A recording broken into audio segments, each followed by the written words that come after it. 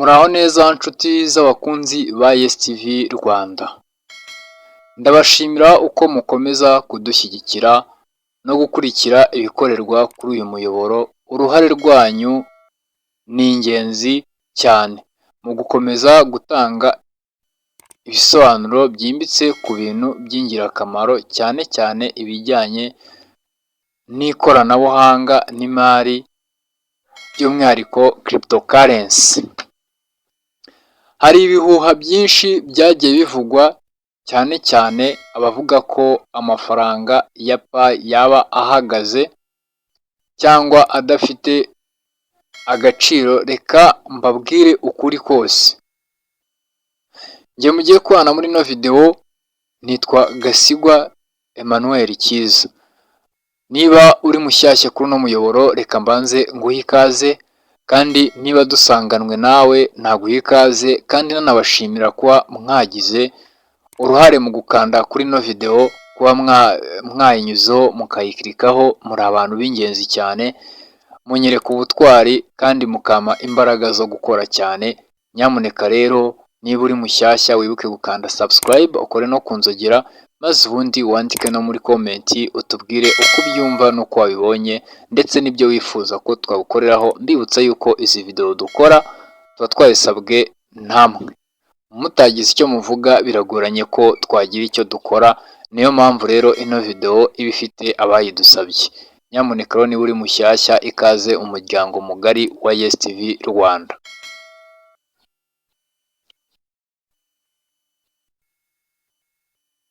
Nk'uko nabibabwiye rero, hari ibihuha byinshi byagiye bivugwa, cyane cyane abavuga ko amafaranga ya Pi yaba ahagaze cyangwa adafite agaciro. Ubu ni byo rero ngiye kuba nababwira muri kino kiganiro.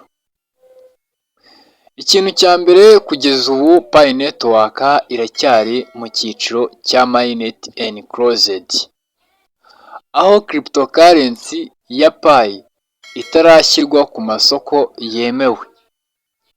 Yose ni ukuvuga ko nta giciro rusange cyemewe, ahubwo buri wese akoresha uburyo bwitwa peer to peer mu guhererekanya Pi, bitewe n'uko babiganiriyeho hagati yabo.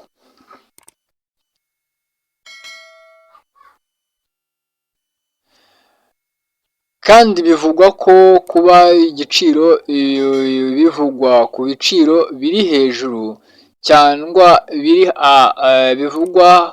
ibivugwa ko ibiciro biri hejuru cyane cyangwa biri hasi cyane, ni amakuru y'ibinyoma. Ni ingenzi kumva ko agaciro ka Pi kazagenwa n'isoko ryo ku rwego mpuzamahanga igihe izaba yemerewe gucuruzwa ku masoko manini nka Binance cyangwa Coinbase n'andi masoko atandukanye yemewe.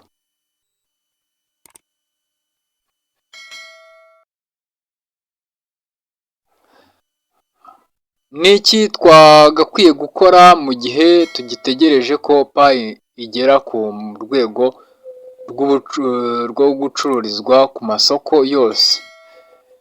Igikwiye ni ugukomeza kubungabunga Pi yawe, kuyikoresha neza mu buryo bwemewe, kandi ukirinda amakuru y'ibihuha agamije guhenda cyangwa gutera igihombo Pi zawe.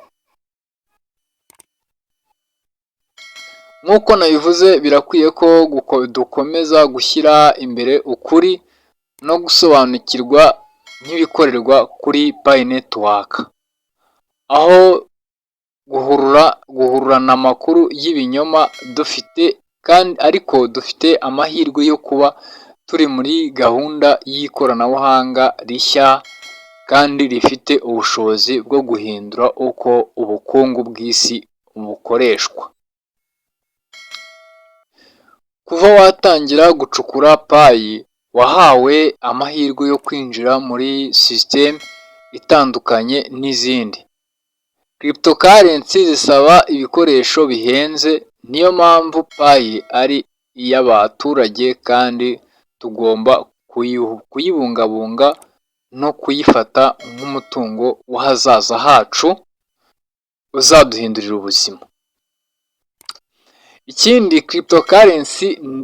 cryptocurrency ni nyinshi nka Bitcoin cyangwa Ethereum zatwaye imyaka kugira ngo zigere ku gaciro gafatika.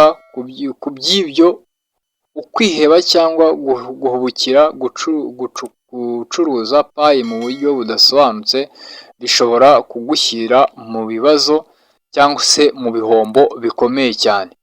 Ni byiza yuko rero ugomba kwihangana ugategereza kuko icyo wihanganye nicyo kinini. Mbibutsa ino payi ishobora kuba igiye kumara imyaka 5 niba nibeshye.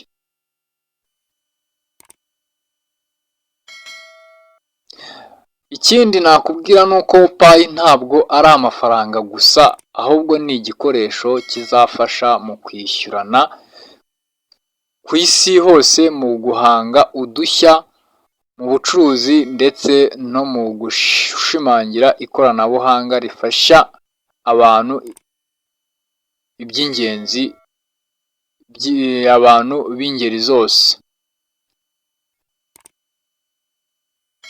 Icyo rero nakwibutsa kimwe, ntukemere kuyoba n'ibivugwa n'abantu bavuga ibihuha ko payi ifite agaciro nka miliyoni cyangwa ko nta gaciro ifite. Ukuri ni uko ikiri mu nzira yo kwemeza ibiciro rusange kizagenwa n'isoko.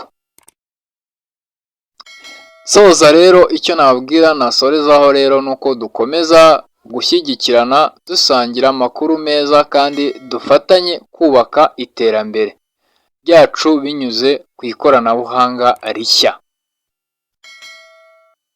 Nka STV Rwanda rero nayo irahari kugira ngo ikomeze kugufasha kwirinda ibinyoma n'ibihuha ndetse n'amakuru atariyo, ndetse kandi n'icyo udasobanukiwe ukabaza itsinda rya STV Rwanda. Turahari ngo tugufashe ubashe gusobanukirwa neza, utazanyura mu nzira zitari za nyazo kandi inzira z'ukuri zihari.